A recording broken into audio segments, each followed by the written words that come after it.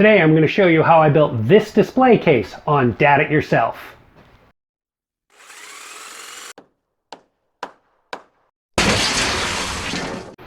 This is an Amiibo Toys to Life game figure for the Nintendo Wii U, 3DS, and Switch system that's used to enhance gameplay by an embedded NFC chip in the base. My son owns nearly all of the 183 that are currently available. And I'm going to build him a shelf system where he can display his collection for his friends and have ready access when he's playing.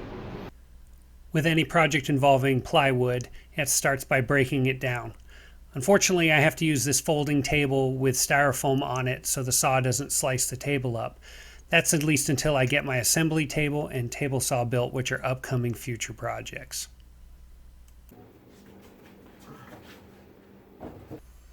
Now it's a matter of cutting this board down into the actual shelves by taking off the last 2 feet and then ripping the shelves in 3.5-inch planks using my Craig jig. If you've never used one of these Craig jigs, they're really convenient, especially because I don't have a table saw with an outfeed table yet, so I'm able to do this readily.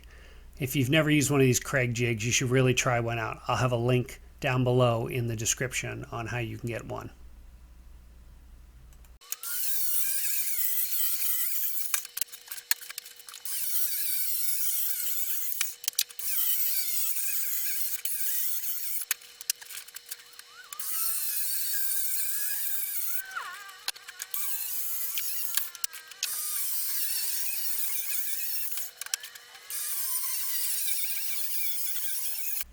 I like to use my miter saw for most of my cross cuts.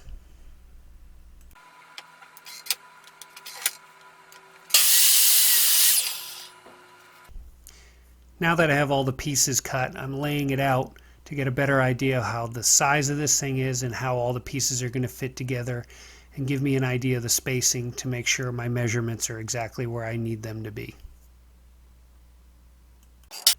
Again, I'm using my miter saw to make all the cross cuts for the supports on the shelves.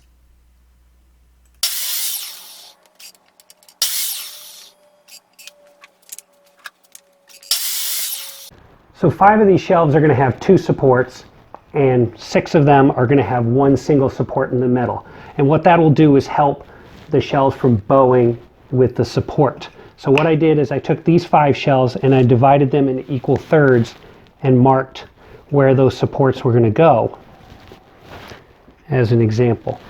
And what this distance gives me here is roughly what I'm looking for is a space of about 3.5 inches cube for each of the action figures. And the cool part about the action figure is they're going to go in one of these little detents that I'm going to drill in each shelf. And what I have to do is I have to know the equidistance area of that. And the quickest way to do that is with a story pole. And what I do with the story pole is I put it on the end, and if you can see, here's a line here, and each of these spaces is 3.5 inches, and this last line goes past the middle support. So what I can do is rotate the story pole until that line comes in contact with the line that I've traced across these shelves. And then what I can do is just go down the board and mark where each of those lines intersects the board, and then transfer those lines horizontally across the shelf. With the board that it's just in the middle, the story pole just has to be rotated that much further to get that spacing. And what that does is provide you with equal spacing, and then I just draw those lines, get an X by connecting the corners. That'll give me the center of each box, and then I can drill those detents. On the finished assembly, there's going to be 166 different spots. I'm marking them here, and as you can see, it takes a little while, and it's not all of them, but I think you get the picture.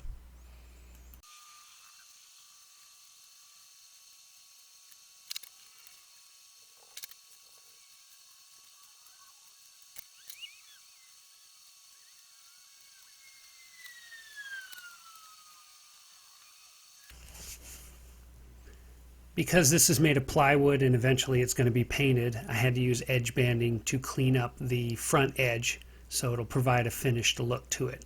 If you've never used edge banding, it's literally just a wood veneer with some glue. You heat it up with an iron, lay it down, and slowly press it on.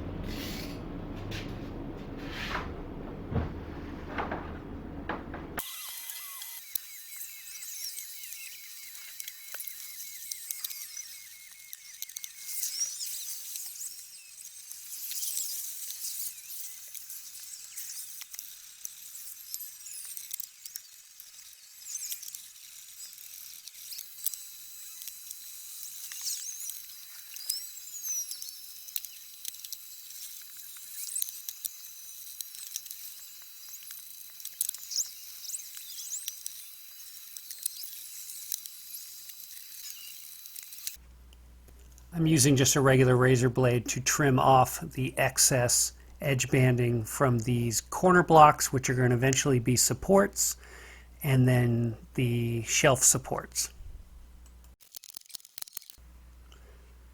The edge banding on the shelves has to be pulled back. The key here on this one is watching your grain pattern. If you cut against the grain or into the grain with the razor blade, you'll end up peeling off the edge banding or actually digging into the wood.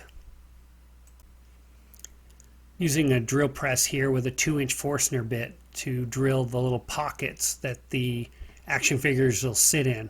Like I said earlier, there's 166 of these holes. I'm not going to make you watch all of them, but I think you'll get an idea. It eventually took Son and I about 2.5 hours to drill all of these pockets.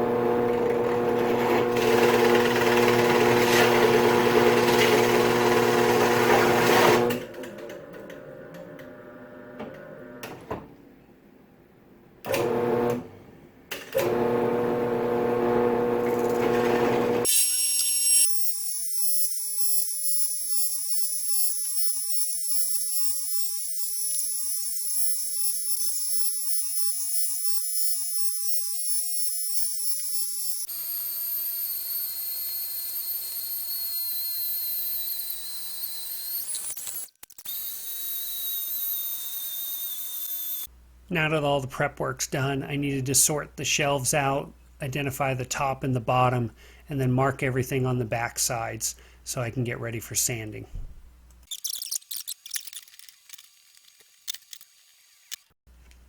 Each of the 8 corner blocks that are going to act as a support and connect it to the wall needed to be countersunk with a countersink bit.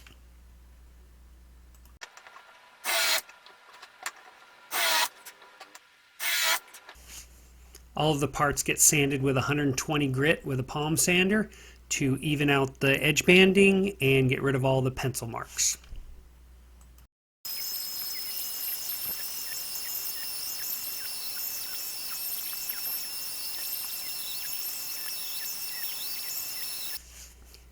And now assembly can begin. This is just a matter of glue, 18 gauge nails, 1 or 2 supports, stack, repeat until you get to the top.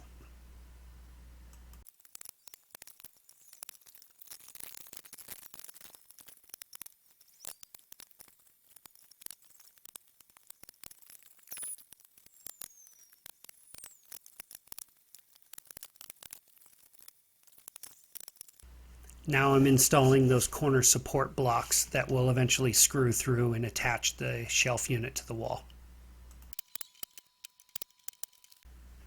As I said earlier, this unit was going to be painted, so I attempted it with a brush, thinking I could get it in all these little cups.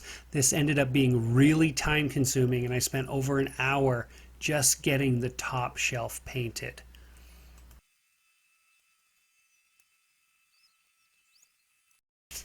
After being humbled by trying to paint this thing with a brush, I broke out my Wagner Power Painter and sprayed this.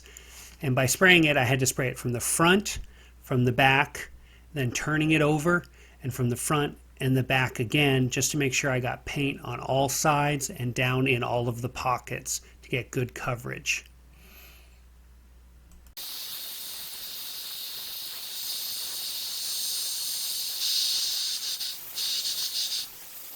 These are foam pads with spray adhesive on them, and they're going to provide separation between the back of the unit and the wall.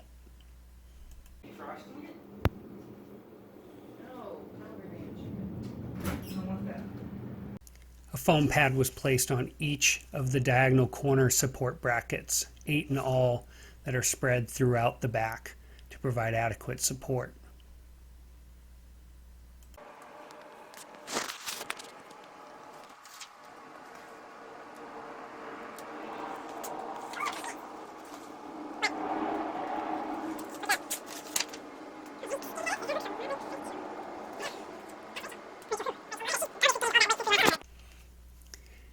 And finally, it's time to install this.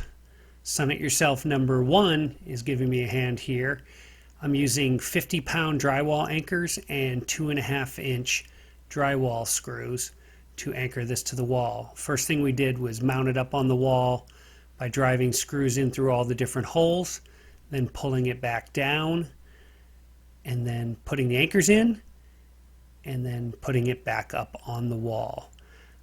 You'll get a chance here and you'll notice where I put an anchor in the wrong place, and I'll have to go back in and patch the hole that I put in the wall. Mom It Yourself wasn't very happy about that. It actually matches up with the couch pretty nicely. Like size. Hold it. How am I gonna get the figures apart? Yeah. Actually looking really nice. Pretty close. There's still nails on the top of the wall. Down. Right there. I had a big burp and I felt so much better. I just gassed her. Okay. Half of these are cat. You can come down. I don't trust that.